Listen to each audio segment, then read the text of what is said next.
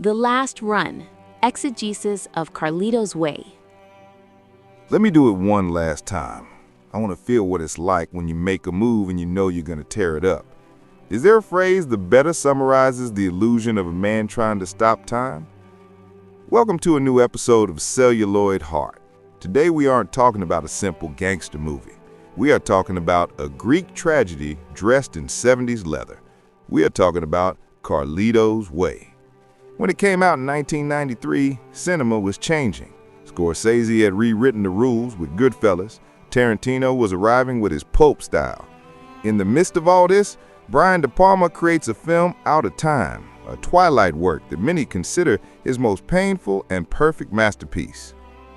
To understand the soul of this film, we must dispel a myth. The movie is titled Carlito's Way, like Judge Edwin Torres's first novel, but the story we see on screen is taken almost entirely from the sequel, After Hours.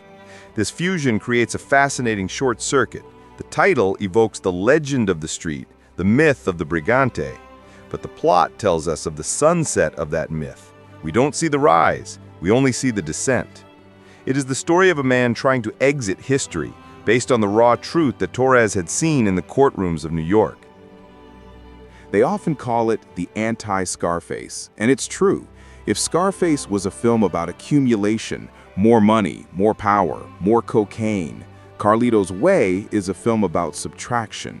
Tony Montana wanted the world. Carlito Brigante just wants a car rental business in the Bahamas.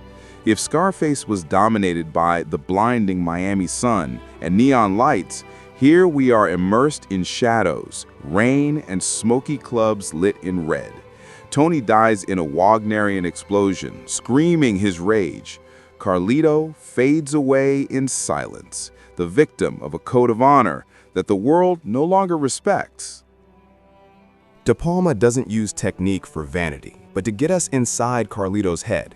Look at how he uses the split diopter, the bifocal lens that brings both the extreme foreground and the background into focus simultaneously. This unnatural technique serves to visualize paranoia. Carlito can never relax. He has to watch who is in front of him at the table and simultaneously check who is coming through the door in the back. The shot itself communicates his stress, the splitting of his attention, the trap from which he cannot escape. And then there is the moral corruption, magnificently embodied by Sean Penn in the role of the lawyer Kleinfeld. Notice one thing. The more Kleinfeld sinks into cocaine and madness, the more De Palma tilts the camera. The so-called Dutch angles, the slanted shots, tell us that the world has lost its axis. It is the Kleinfeld paradox. While the criminal tries to become honest, the lawyer tries to become a gangster. He is the true vampire of the story, feeding on Carlito's loyalty until he drags him into the abyss. The directorial mastery reaches its peak in the pool hall scene, a room dominated by a suffocating red that screams danger. De Palma builds tension by dilating time.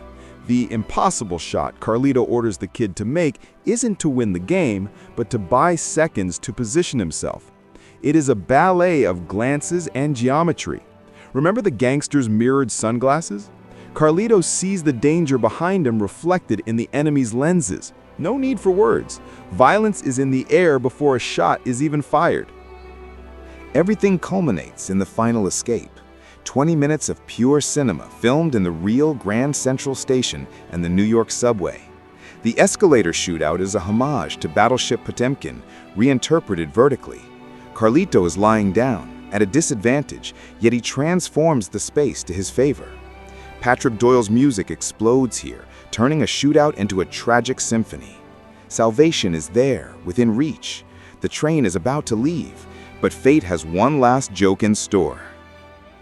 The one pulling the trigger isn't a big boss, but Benny Blanco from the Bronx, an arrogant kid, a distorting mirror of what Carlito was in his youth.